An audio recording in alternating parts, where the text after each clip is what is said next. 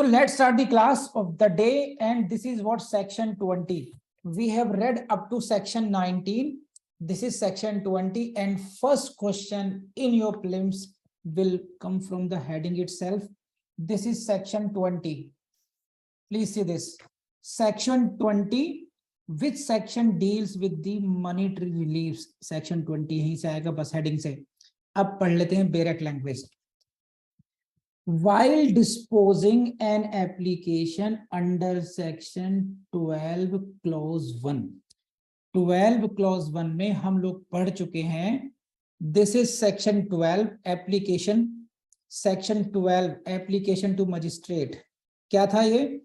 Any aggrieved person or a protection officer or any other person may present an application to the magistrate seeking one or more leaves under this act. ये थी section 19 को 12. ये है आपका section 12 clause 1. क्या था कि कोई भी एग्रीव्ड पर्सन, प्रोटेक्शन ऑफिसर या एग्रीव्ड पर्सन के बिहाफ पर कोई अन्य व्यक्ति मजिस्ट्रेट को एप्लीकेशन प्रेजेंट कर सकता है डोमेस्टिक वायलेंस एक्ट के अंतर्गत कोई भी रिलीफ लेने के लिए. तो सेक्शन 12 क्लॉज 1 हुआ बेसिकली जो एप्लीकेशन फाइल की जाती है मजिस्ट्रेट के सामने रिलीफ के लिए. अब सेक्शन 20 में उसी बात की गई है. क्या ये रही बात? While disposing an application under section 12, यानी कि एक एग्रीव्ड व्यक्ति है, एक व्यक्ति है जिसका कहना ये है, एक महिला है जिसका कहना ये है कि उसके साथ डोमेस्टिक वायलेंस हुई है.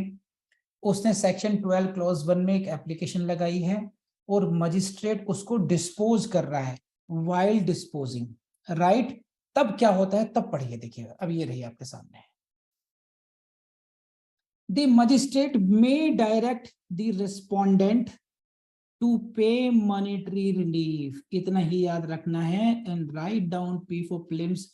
यहीं से क्वेश्चन पूछेंगे. Under which section magistrate may direct the respondent to pay monetary relief.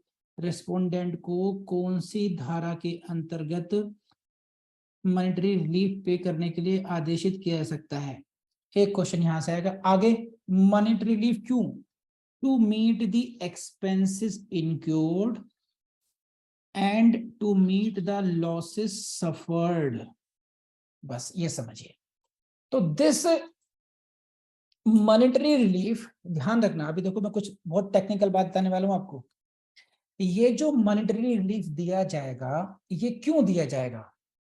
What should be the basis of monetary relief?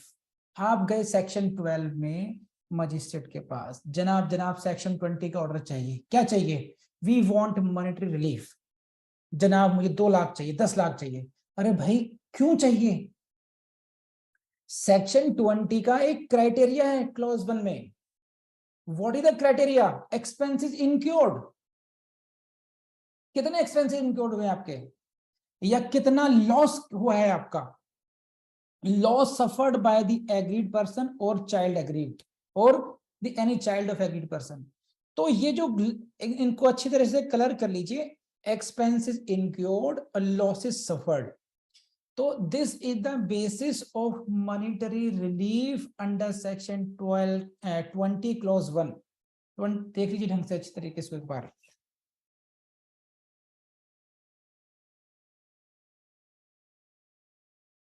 ये पढ़े देखिए. To meet the expenses incurred and losses suffered by aggrieved person or any child of aggrieved person. कैसे? As a result of domestic violence.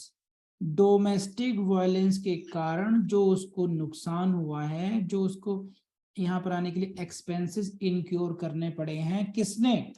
या तो aggrieved person herself और any child of her. उनको जो loss हुए हैं उनकी भरपाई के लिए मॉनेटरी रिलीफ दिया जा सकता है सेक्शन 20 क्लॉज 1 में. आप इसको जनरलाइज नहीं कर सकते हैं. 1 सेकेंड. अब मैं आपको एक सेकेंड रुकिए, जादू दिखाता हूं. Please go to section 12 clause 2. ये ध्यान से पढ़ना. देखो अभी ये अभी पढ़ा था हम लोगों ने. 12(2) में क्या है? The relief sought may include a relief for issuance of an order for payment of compensation or damages. ये है 12(2), 12(2), order for payment of compensation or damages for injuries caused by the domestic violence. 12(2) में भी ये बात कही गई है कि यहां पर जो हम रिलीफ सीख कर रहे हैं उसमें एक ऑर्डर कंपनसेशन का भी हो सकता है, for damages, payment of compensation. और एक ऑर्डर कहां पर है? 20 में है। ये 20 में देख रहे हैं आप, ये 20 में क्या 20, ये ओवरलैपिंग है। ये बस यहां पर क्या है, सेक्शन 20 में उन्होंने क्या कहा है कि टू मीट द एक्सपेंसेस और इंक्लूड कर दिया है यहां पर। तो वहां पर भी कंपनसेशन की बात की गई है कि कंपनसेशन का ऑर्डर भी हो सकता है, और यहां पर भी बात कही है 20 को। तो ध्यान रखना, जब भी आप पढ़ेंगे सेक्शन 12 क्लॉज 2 को भी पढ़ेंगे साथ साथ, और यहाँ पर सेक्शन 20 को भी पढ़ेंगे। Section 20 basically dealing with the monetary relief for these purposes. तो प्रीलिम्स के पॉइंट ऑफ व्यू से आपको दो बातें याद रखनी है कि for what purposes monetary relief can be sought, for what purposes monetary relief can be given to meet the expenses and to loss suffered. Loss को सफर, एक है लॉस की भरपाई करना, ठीक है, और एक है आपको लॉस से आगे जाकर के भी कुछ कंपनसेट करना। तो आपको 12 और जाकर के 20 को एक साथ क्लब करके आपका ऑर्डर बनेगा। 12 क्लॉज 2 रेड विद सेक्शन 20, फिर जाकर के आपको मॉनेटरी रिलीफ या कंपनसेशन का ऑर्डर पास किया जाएगा मजिस्ट्रेट के द्वारा उसके फेवर में। प्लीज लेट मी नो आपको बात समझ में आई नहीं आई। तो 12(2) को भी ध्यान रखेंगे, 20 क्लॉज 1 को भी ध्यान रखेंगे, तब जाकर के आपका प्रीलिम्स में क्वेश्चन बनेगा। मान लीजिए उसमें आ गई compensation oblique monetary relief can be given under section (1). Answer 20 clause 1, 12 clause 2 both. तो दोनों में जाना पड़ेगा फिर आपको, ध्यान रखना। फिर ये शशांक बात समझ में आ रही है आपको या नहीं? कम ऑन, बस इतनी बातें रखनी, आगे बढ़ो अब इसमें। एंड अब इसमें क्या क्या है? सच रिलीफ में इंक्लूड, इसको देखिए अच्छी तरीके से क्या है। सच रिलीफ में include but not limited to what? the loss of earnings, number 1, number 2 medical expenses, loss caused due to destruction or damage or removal of any property, and maintenance for aggrieved person as well as her children. अब ये समझ लीजिए, देखिए कितनी बड़ी बातें आने वाली हैं इसमें, जहां से देखो क्वेश्चन आना ही आना है, ध्यान रखना। पहली बात तो देखो इसमें ये जो आएगा, ये लाइन पढ़िए, देखिए यहां पर आपको ए दिया हुआ है, A B category, C category, and then comes the D category.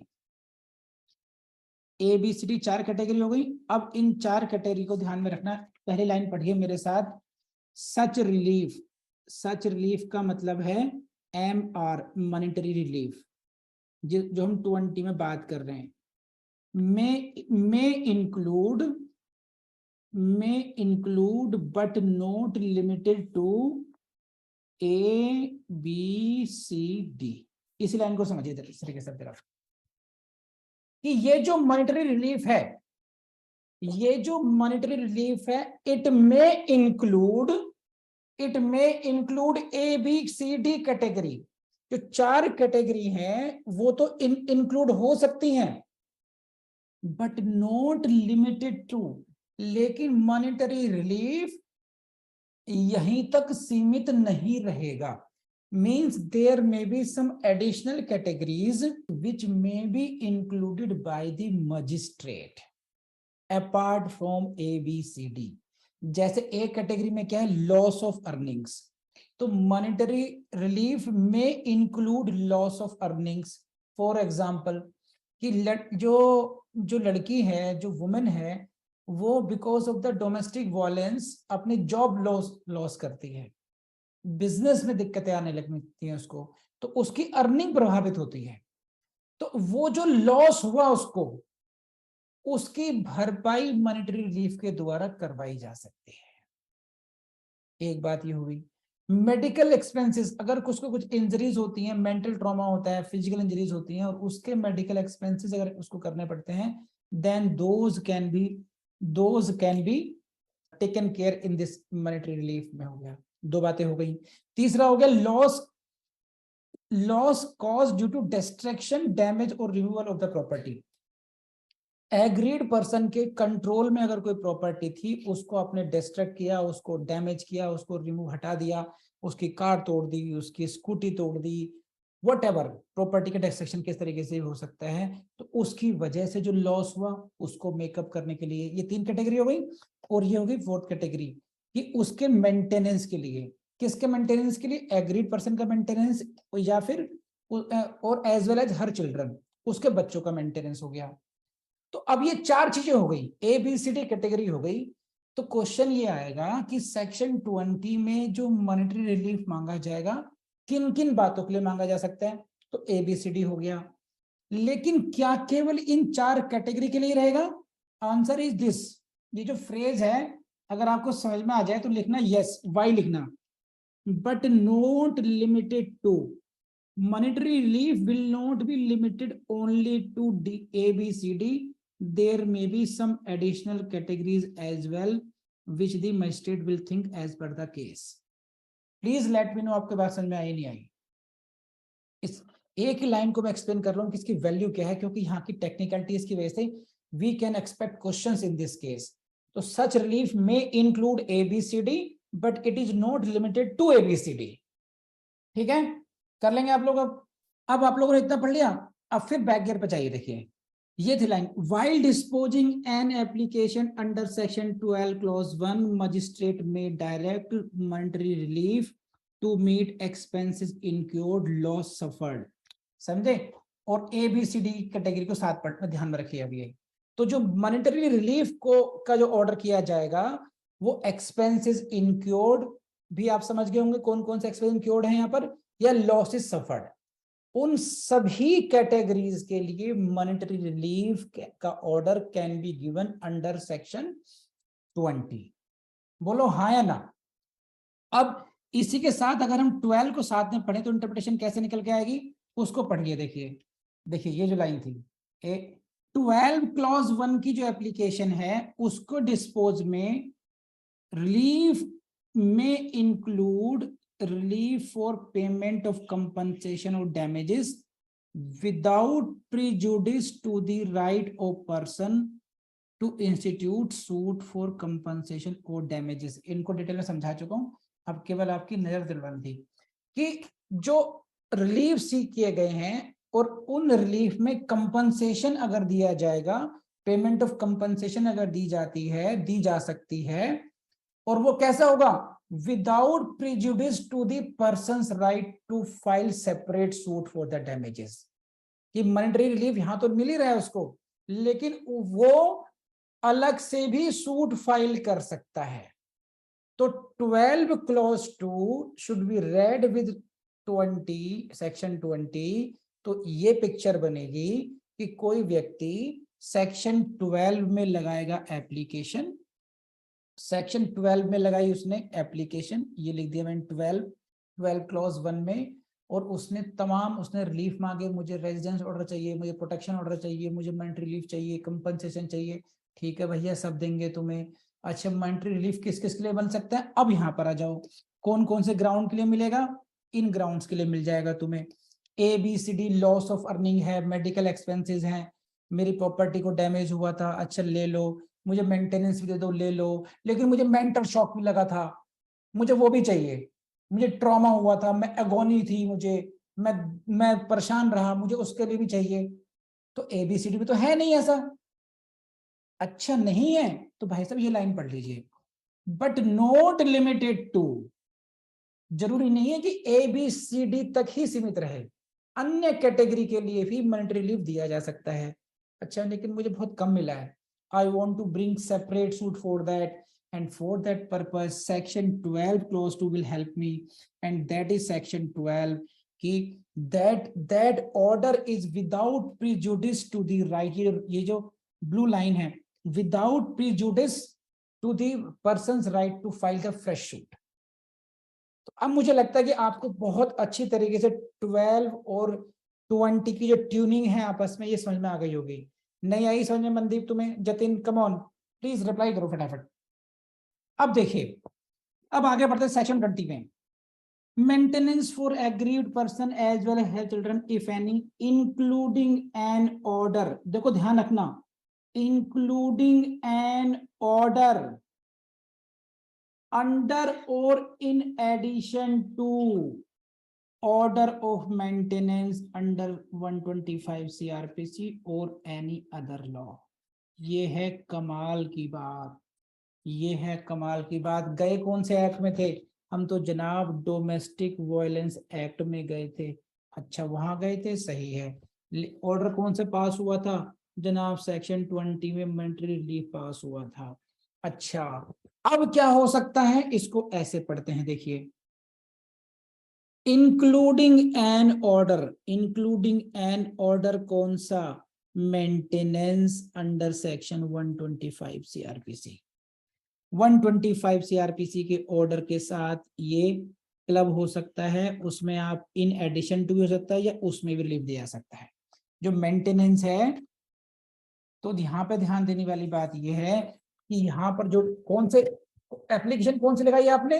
DV act की लगाई है, सेक्शन 12 लगाया है आपने। आप क्या चाह रहे हैं सब? सेक्शन 20 में मुझे मॉनेटरी रिलीफ दे दिया जाए, सही है। तो क्वेश्चन यहाँ पर ये है कि क्या कोई ऑर्डर ऑफ मेंटेनेंस भी हो सकता है क्या 125 वाला? ये रहा, देखिए, under or in addition to order of maintenance under 125 CRPC or any other law। यानी कि 125 CRPC में जो मेंटेनेंस का ऑर्डर होता है उसके इन एडिशन भी हो सकता है ये ऑर्डर 20 वाला, और इंक्लूडिंग भी हो सकता है। अंडर और इन एडिशन टू दोनों ही हो सकते, दोनों भी साथ साथ हो सकते हैं। इन एडिशन मतलब अंडर 20 भी दिया जा रहा है और 125 भी दिया जा रहा है, दोनों ही ऑर्डर हो सकते हैं। बात समझ में आ रही है आप लोगों को? नहीं, ये है सारा। और maintenance under any other law for the time being in force, 125 CrPC में मेंटेनेंस मिलता है, सही बात है।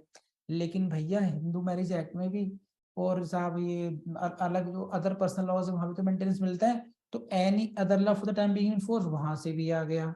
तो अब मेंटेनेंस के लिए आपको अलग अलग दरवाजे पे नहीं भागना है। तो ये जो ऐसा नहीं है कि ये अगर वहां पर हो गया है मेंटेनेंस ऑर्डर तो उसके अतिरिक्त यहां पर नहीं हो सकता, ये नहीं हो सकता। This order can be in addition to that order as well. Are you getting this point? 125 CrPC का अगर ऑर्डर हो गया है तो इन एडिशन टू दैट 20 हो सकता है, in addition to the order of maintenance 125। कर लेंगे आप लोग अब? हाँ है ना? दोनों हाथ में लड्डू हैं, लेकिन कोर्ट वहां पर जैसे आई हैव टोल्ड यू, अभी हमारे एक स्टूडेंट है रिंकी निर्मल ने कहा है कि दोनों हाथ में लड्डू, लेकिन Rinki court will take into consideration कि ऑलरेडी कितना मेंटेनेंस आपको मिल रहा है, उसको ध्यान में रखते हुए ही कुछ ना कुछ ऑर्डर किया जाएगा। ऐसा नहीं है कि दोनों हाथों में लड्डू खा नहीं पाएंगे। ये वो लड्डू हैं जो दिख रहे हैं, जैसे ऐसे समझो तुम मंदिर में गई करें भगवान जी करके देखो मूर्ति में भगवान है, तो दिखेंगे नहीं वो, तो मैं एज्यूम कर रही हूँ, बस देख पा रही हूँ, फील कर सकती हूँ बस कि हाँ गणेश जी हैं, शिव जी हैं, माता पार्वती जी हैं, यू कैन फील ओनली। लेकिन यहाँ है नहीं दोनों हाथों में। Court will take into consideration कि भाई ऑलरेडी इसमें मिल चुका है तो अब कितना देना है उसके हिसाब से ही, क्योंकि कोर्ट को क्या करना पड़ता है? जस्टिस करना होता है। Court is not against anyone. तो ऐसा नहीं कि रेस्पोंडेंट का एकदम गला घोट दिया जाएगा, ये भी ध्यान रखना पड़ेगा कोर्ट को। अब आ जाइए अगले को, बहुत इंपॉर्टेंट लाइन है। The monetary relief granted under this section shall be adequate, शब्द को ध्यान रखना, इट शैल बी एडिक्वेट, पर्याप्त होना चाहिए, it shall be fair and it shall be reasonable. Adequate, fair and reasonable होना चाहिए। ये जो मॉनेटरी रिलीफ दिया जाएगा ये कैसा होना चाहिए? इट शुड बी एडिक्वेट, पर्याप्त हो, जुडिशियस हो, मतलब लगना चाहिए कि हाँ ठीक है, फेयर है, ओके, रीजनेबल है।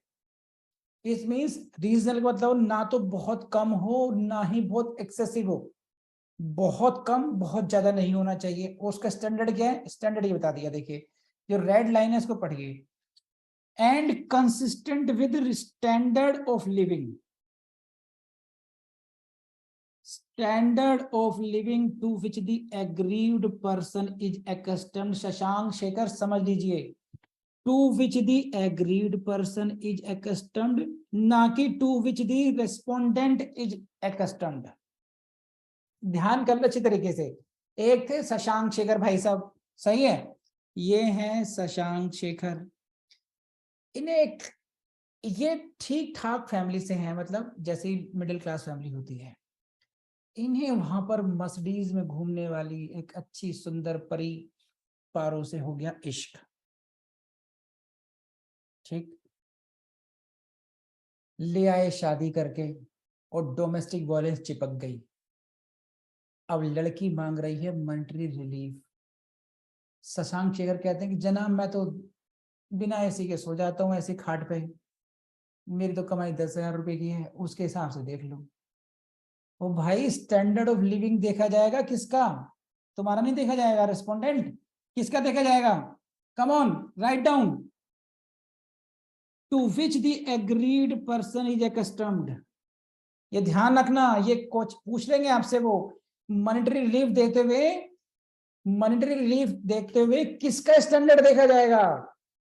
समझे? बोलो किसका देखा जाएगा? देखा जाएगा एग्रीव्ड पर्सन का। तो सोच समझ के मैच फिक्सिंग करना भाई। एग्रीड पर्सन, एग्रीड पर्सन के स्टैंडर्ड के हिसाब से एडिक्वेट, फेयर और रीजनेबल होना चाहिए। ये है सारी बात इसमें। मैंने कहानी इसलिए बताई आपको ताकि आप लोगों को ध्यान रहे कि एग्रीड पर्सन को कभी नहीं भूलेंगे। यहाँ पे करिए highlight, write down P for films बैरेक्ट में, या जो मैंने नोट्स दे रखे हैं वहां पर, ये हाथ के हाथ भूलेंगे तो नहीं अब। हाँ, अब पढ़िए अगला, दूसरी बात, next. Magistrate shall have power to order an appropriate lump sum payment or monthly payments of maintenance as the nature and circumstances of the case may require। Again यहां से क्वेश्चन आ जाएगा कि मॉनेटरी जो रिलीफ है क्या वो monthly payment पे होना चाहिए या वो लमसम पेमेंट भी हो सकती है। वो 125 सीआरपीसी में उसमें ये डिफरेंस आ गया है। एक डिफरेंस ये भी है कि वहां पर मंथली पेमेंट होती है 125 सीआरपीसी में, मेंटेनेंस जो होती है। यहां पर जो मेंटेनेंस की दी जा रही है वो लम सम पेमेंट भी हो सकती है। तो यहीं से क्वेश्चन आएगा कि it can be either lump sum or monthly. Option A it can be lump sum payment, option B it can be monthly payment, option C either lump sum or monthly, as the case may be magistrate may decide about this. बोलो कर लेंगे आप लोग, बहुत कुछ समझाने की जरूरत नहीं है। यहाँ से इतना ही ध्यान रखना बस कि लमसम पेमेंट भी हो सकती है और मंथली भी हो सकती है। इन्हीं को हाईलाइट कर लीजिए जैसे मैंने कर रखा है और लिख लीजिए पी फॉर फिल्म्स, बस। अब आगे तो बिल्कुल हलवा टाइप चीजें हैं, कुछ समझाने की जरूरत नहीं है इसमें ज्यादा ऐसी। Magistrate shall send a copy of the order to the parties and to the incharge of the police station. P for films लगा लो भैया, ये बहुत जरूरी है। देखो यहां से क्वेश्चन आएगा, तुम परेशान हो जाओगे कि सब कुछ याद कर लिया लेकिन याद क्या नहीं करा कि भैया कॉपी किसको भेजेंगे बॉर्डर की। मजिस्ट्रेट शैल सेंड, शैल है ये, send a copy of this, monetary relief का ऑर्डर दे दिया तो जनरली कॉपी किसको भेजते हैं, किसको देंगे? पार्टीज को देंगे, तो भी इस बात है to the parties to the application. Respondent को देंगे, एप्लीकेंट को दे देंगे, वो तो मुकदमा लड़ रहे हैं उनको तो दी जाएगी। लेकिन एंड पढ़िए, देखो क्या लिखा है शब्द, ये लिखा है एंड, एंड और ये क्या है, to the incharge of the police station. Police station के इंचार्ज को भी कॉपी भेजी जाएगी। तो ये थोड़ी सी नई बात है, 125 सीआरपीसी में नहीं होता है ऐसा कुछ भी कि उनको भी भेजो, थानेदार को भी भेजेंगे कॉपी, एक ये अलग बात है। और यहीं से क्वेश्चन बन गया प्रीलिम्स का कि magistrate shall send copy option A to the parties, number 2 to the officer incharge police station, option C both. Answer क्या है कमेंट बॉक्स में लिखो। और दूसरी बात, नेक्स्ट अगर मुझ जैसा मिल गया कोई एग्जामिनर तो मैं आपसे ये पूछूंगा कि ऑफिसर इंचार्ज कहां का, कौन से पुलिस स्टेशन का, with in the local limits of who jurisdiction respondent resides. भैया एकदम गांठ बांध लो, इसको हाईलाइट कर लीजिए। कौन से पुलिस स्टेशन को भेजेगा भाई, कौन से इंचार्ज को भेजेगा, जहां पर रिस्पोंडेंट रिजाइड करते हैं। क्यों भैया, वहां पे तो उसी को तो कहेंगे पैसे दे अभी हाथ के हाथ, इंप्लीमेंट कैसे करवाएंगे वरना। देखो अगर उसको मंडी रिलीफ कर दिया तो भाई उसको एग्जीक्यूट कैसे कराएंगे, उसको पैसा दिलवाएंगे कैसे, और कहाँ बेचारी वो तो पहले से एग्रीव्ड है, वो कहाँ भागी भागी फिरेगी। तो मजिस्ट्रेट ने एक कॉपी भेज दी एसएचओ को पहले से ही, ताकि उसके पास एक कॉपी रहे। ये उसकी व्यवस्था की जा रही है। तो जहां पर रेस्पोंडेंट रहता है वहां के उसमें, यानी कि कई बार ऐसा हो सकता है कि एग्रीड पर्सन अलग रह रहा है, रेस्पोंडेंट अलग रह रहा है, उस केस में मॉनिटरी रिलीफ का ऑर्डर हुआ, कॉपी दे दी दोनों को, और वहां के एसएचओ को दी जाएगी कॉपी जहां पर रेस्पोंडेंट रहता है। यहां से किसी पॉइंट से क्वेश्चन मिल जाएगा आपको, और मेंस में भी पूछा जाएगा, यहां से ध्यान रखना। अब अगेन ये इससे क्वेश्चन नहीं बनता, पढ़ लेते हैं बस। कोई क्लॉज 5 है ये, रेस्पोंडेंट शैल पे MR granted to agreed person within the period specified in the order। ध्यान रखना, यहाँ पे लिख लीजिए हाईलाइट करके प्रीलिम्स, क्योंकि यहाँ पे कोई 15 डेज, कोई 13 डेज, कोई 6 डेज नहीं है। यहाँ पर टाइम जो पीरियड है वो टाइम पीरियड वो होगा जो स्पेसिफाइड इन द ऑर्डर होगा। It means no specified order is given, only it should be mention in the order. तो ध्यान रखना कि यहाँ से अगर कोई क्वेश्चन पूछ लिया कि MR monetary relief should be paid by the respondent option A within 30 days, within 60 days, or as described as mentioned in the MR order, तो क्या ऑप्शन होगा, ठीक बताओ जल्दी से क्या होगा। नहीं आ रही बात समझ में, जतिन कम ऑन, मनदीप हाँ साहब। अब ये जो कातिल मोस्ट इंपॉर्टेंट क्लॉज ये आ गई आपके सामने, इसको नहीं भूल सकते हैं आप Nikki madam. Don't dare to ignore this clause. क्या है ये उन लोगों के लिए है जो देना नहीं चाहते हैं पैसा। शशांक शेखर भाई साहब जॉब कर रहे हैं, शशांक शेखर ने लोगों को कर्जा बांट रखा है, और हमसे कह रहे हैं जनाब कहाँ से लाऊं पैसा, पैसा नहीं है हमारे पास, हमारा देने का मन है लेकिन हम दे कहां से। तो ऐसे लोगों का इलाज किया गया है क्लॉज 6 में। क्या क्या है देख लीजिए। Upon the failure on the part of the respondent, failure कैसा, टू मेक पेमेंट, पेमेंट नहीं कर रहे हैं, तब क्या होगा, मजिस्ट्रेट में डायरेक्ट, इसको हाईलाइट कर लीजिए इतने पोर्शन को और लिख लीजिए P for prelims, may direct the employer number 1 या or a debtor of the respondent to directly pay to the aggrieved person. छोड़ो भाई क्या कर डाला, एम्प्लॉयर से कहेंगे।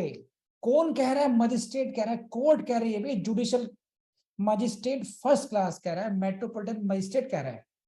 सरकारी नौकरी में है तो लिखेंगे सरकार को कि डायरेक्टली पैसा अग्रीड को दीजिए एज पर द ऑर्डर। सोचो कितना बड़ा रिलीफ दिया जा रहा है। नौकरी करते हुए बाबू तुम्हारे मालिक से ले लेंगे पैसा, डायरेक्टली पेमेंट करो आप उसको। ये डेटर है, देखो कितनी बड़ी बात है। एम्प्लॉयर है सीधा पैसा देगा, और ये है डेटर यानी कि जो जिसने कर्जा ले रखा है, जो कर्जा देता है रिस्पोंडेंट को, पति देव का कर्जदार कर्जा चुकाएगा, पैसा किसको देगा, पति को देगा। वो कह रहे ना पति को नहीं देना, अब तुम अपनी किस्तें एग्रीव्ड को दो। बोलो कैसा लगा, देख रहे हो विनोद। तो यहाँ पे भाई बहुत जरूरी है ये, या तो डायरेक्टली पे करो। हाँ एकदम सही जवाब Shashank. Over to deposit with the court, या कोर्ट में डिपॉजिट करोगे, या a portion of the wages or salaries or debt, बस to the credit of respondent which amount may be adjusted towards monetary relief payable by the respondent। यही खास बात है बस कि एक पोर्शन आप उसको दोगे ताकि वो उसमें एडजस्ट कर लेंगे, इतनी बात ध्यान रखनी और कुछ ज्यादा रखना नहीं है। ये हो गया आपका सेक्शन 20, समझे? तो this is all about section 20। Section 20 किसी को समझ में नहीं आया मुझसे पूछ सकते हैं अभी, you have chance, come on hurry up everyone. अब भैया दुख भरे दिन बीते रे भैया, अब सुख आयो रे। बड़े बड़े सेक्शन खत्म, अब शुरू होंगे छोटे छोटे सेक्शन।